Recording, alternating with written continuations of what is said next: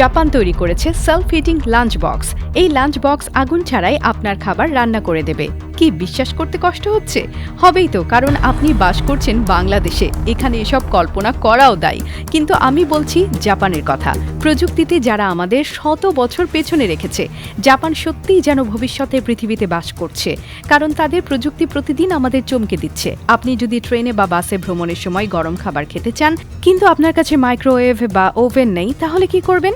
এই সমস্যার জন্যই জাপান তৈরি করেছে সেলফ হিটিং লাঞ্চ বক্স, যা বিদ্যুৎ বা গ্যাস ছাড়াই আপনার খাবার গরম করে দিতে পারে। সাধারণত আমরা যখন বাসা থেকে খাবার নিয়ে বের হই, তখন কিছুক্ষণের মধ্যেই সেটা ঠান্ডা হয়ে যায়, ফলে সেই খাবারের স্বাদ নষ্ট হয়ে যায় এবং খাবার ইচ্ছাও কমে যায়। কিন্তু জাপানের এই অদ্ভুত প্রযুক্তির লাঞ্চ বক্স সেই সমস্যা দূর করে দিয়েছে।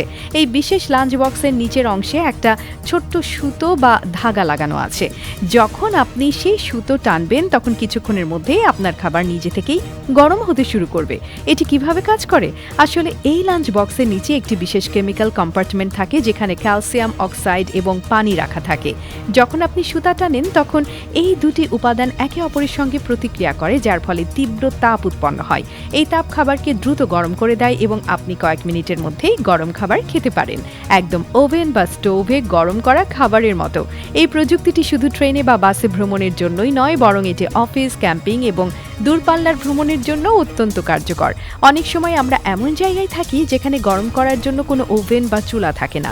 সেক্ষেত্রে এই সেলফ হিটিং লাঞ্চ বক্স এক অসাধারণ সমাধান হতে পারে।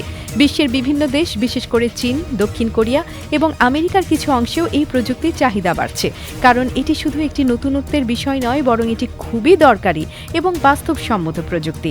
ভবিষ্যতে যদি এই প্রযুক্তি বাংলাদেশ বা অন্যান্য দেশেও চালু হয়, তাহলে এটি সাধারণ মানুষ, বিশেষ করে কর্মজীবী মানুষ, ভ্রমণ প্রেমীরা এবং শিক্ষার্থীদের জন্য অত্যন্ত উপকারী হবে।